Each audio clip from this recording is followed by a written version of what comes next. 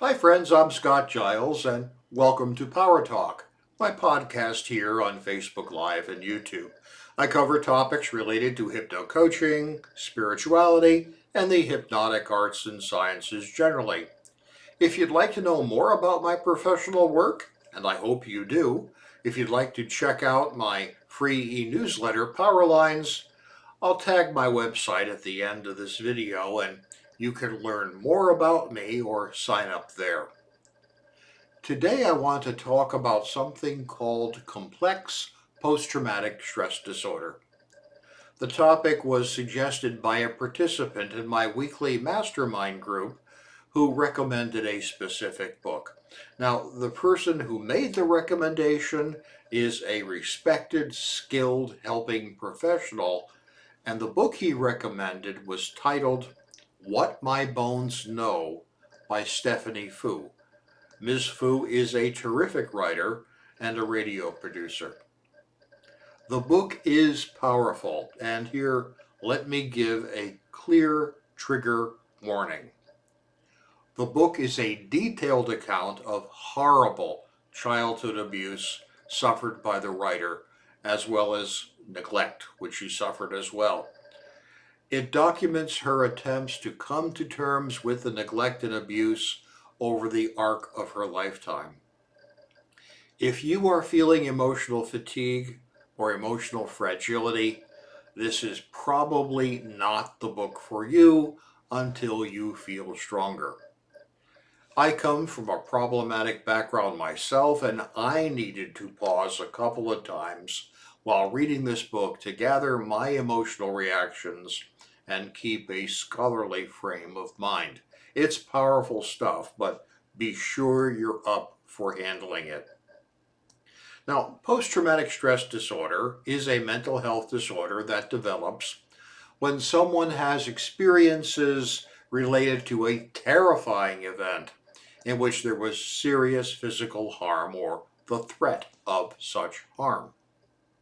Complex post-traumatic stress disorder, a condition well recognized in European mental health circles and gradually being recognized in the United States, is a stress-related disorder where there was not only one or a few terrifying events, instead there were repeated and frequent such events.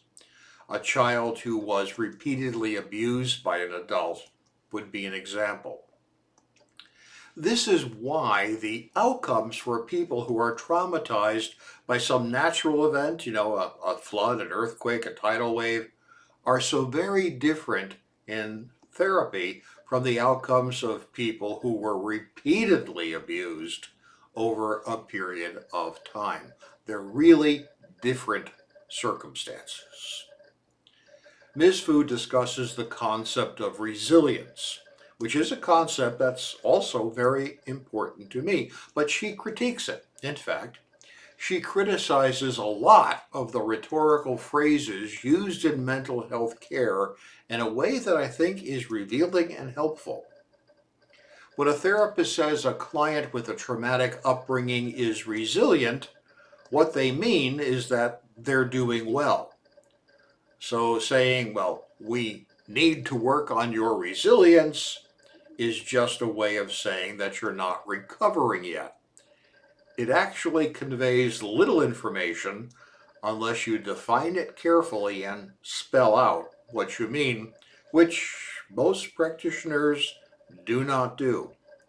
So the word resilience becomes kind of like a filter, and it screens out the people who are doing well from those who are not. It's really not any sort of curriculum for improvement.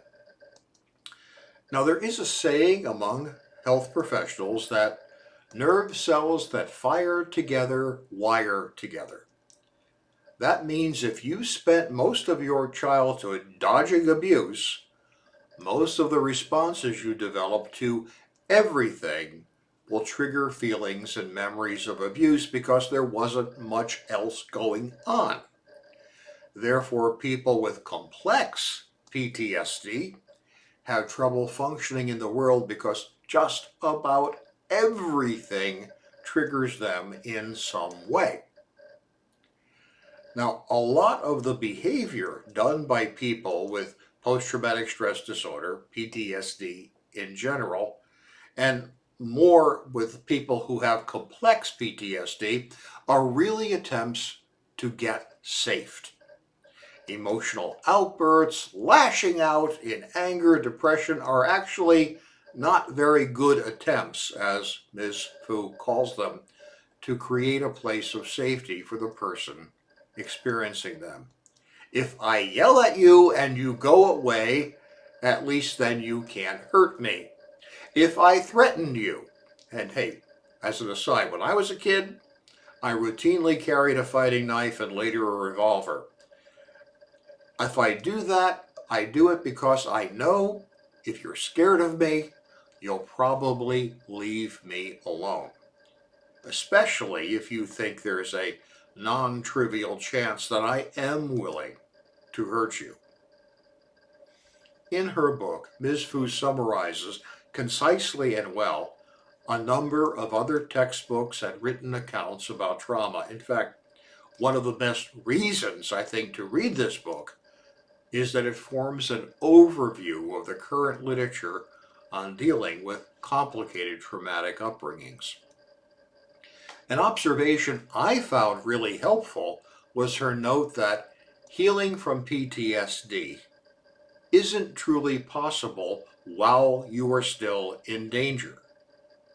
Now, this observation resonated with me and helped me understand why I had such a difficult time until I left my family of origin behind and got off on my own. And then why I almost immediately prospered and thrived once I had. I finally felt safe. The harm had ended, and a whole new universe of possibility opened up for me. Until then, I was in a prison created by my family's scripts for me.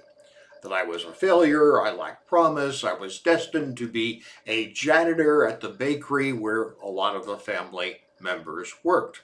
I couldn't see farther than that script until I got away, and then it was a whole different world. Interestingly, we find a parallel to this observation in Scripture. In the Gospel of Mark, chapter 6, verse 4, thereabouts, it is written, "Then Jesus told them, a prophet is honored everywhere except in his own hometown and among his relatives and his own family." Now, what happened there was Jesus had gone back to his hometown and found that no one would pay any attention to him. He was listened to by other people and by crowds only when he got away from his family of origin. Interesting stuff. I've mentioned the Adverse Childhood Experience study before, and you can find a podcast about it here on my YouTube channel. Between 1995 and 1997, the huge California healthcare network, Kaiser Permanente, used a questionnaire with 17,000 patients to assess the level of childhood trauma they experience, and then looked at eventual outcomes, and the results were absolutely clear. The more trauma you experienced as a child, the worse your health outcomes as an adult. People with a high ACE, Adverse Childhood Experience score, and I am one, are 3 times more likely to develop liver disease, cancer, heart disease, 4 times more likely to develop emphysema, like my father had, 7.5 times more likely to develop substance abuse problems, and 12 times more likely to attempt suicide. Ms. Fu recounts the things that she tried to help herself, and most of them did help, but none were a magic bullet. She tried eye movement desensitization and reprocessing, EMDR, which is sort of like hypnotism. She tried mindfulness, restorative yoga, high transference psychotherapy, internal family systems, and more. But her conclusion about these things is similar to my own, which is that there's no silver bullet which cures this problem. Like someone who struggles with an addiction, you are always in the process of recovering from that trauma. And you will have bad days, good days, and better days, but you're never done. And accepting that can bring peace. Hey, thank you for your time and attention today. I'll be back next week with another talk on a different subject. I'd like to invite you to join me. It does help me if you let others know about my videos, so please like, share, and subscribe. And of course, if I can be of help to you, don't hesitate to reach out. Stay well and stay safe.